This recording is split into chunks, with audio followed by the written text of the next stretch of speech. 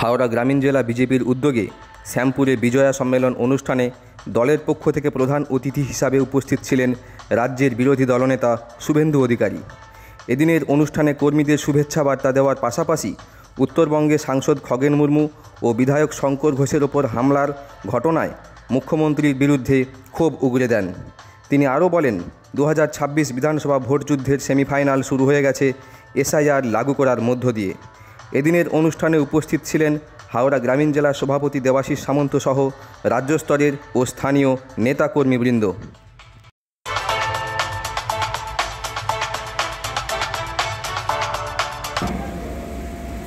সেমিফাইনালের নাম হলো এসআইআর।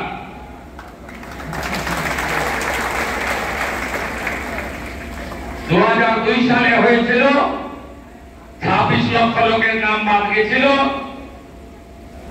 এবারেও এসআইআর হবে। ইলেকশন কমিশনের টিম রাজ্যে পৌঁছে গেছে প্রস্তুতিতে এবং তদারকিতে। আপনারা বলবেন বিএলও তো সব গন্ডগোল। আপনাদের বিএলওর প্রতি নজর রাখতে হবে। বিহারে 52 জন বিএলও এখনো জেলে আছেন। এই রাজ্যে ভুয়া নাম তুলতে গিয়ে ধরা পড়ে 4 জন ডব্লিউবিসিএস অফিসার সাসপেন্ড হয়েছে। এফআইআর अभी बाकी है।